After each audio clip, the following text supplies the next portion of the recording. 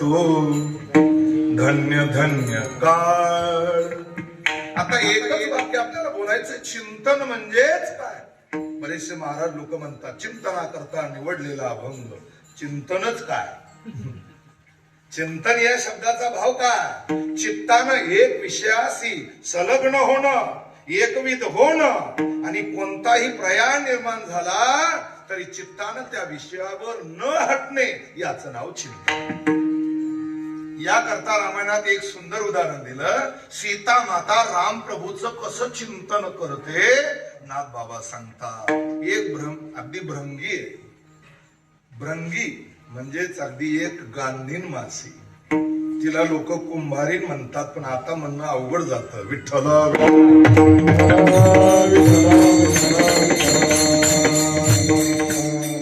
मातीचं घर तयार करते.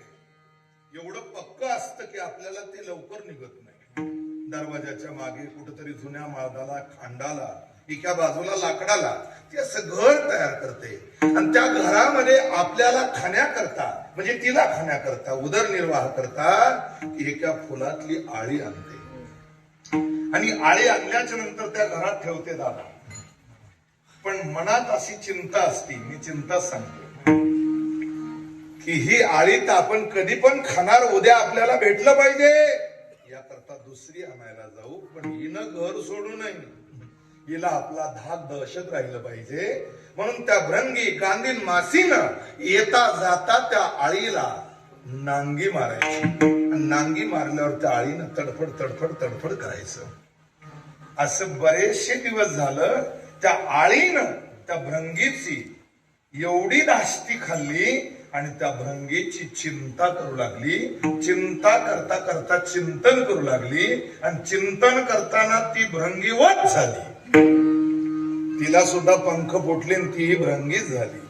याचं लक्षण असं आहे, ज्या परमात्म्याचं तटस्थ किंवा स्वरूप दोन्ही लक्षणाचं चिंतन करणारा एक वर्ग आहे, ते चिंतन करताना देव पहावया गेलो, बस तेथे देवची होणी ठेलो.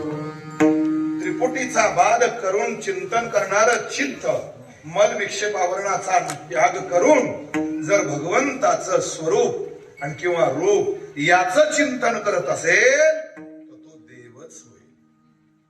म्हणून चिंतन करणारा व्यक्ती अभंग निवडला की त्याच्या भोवतीच त्यानं फिरावं. आणि तुकोबराईंचा बोलण्याचा काय अभिप्राय आहे, त्यांच्या अंतकरणातला काय भाव आहे, तो समाजाच्या पुढे मांडावा. यालाच चिंतना करता घेतलेला अभंग.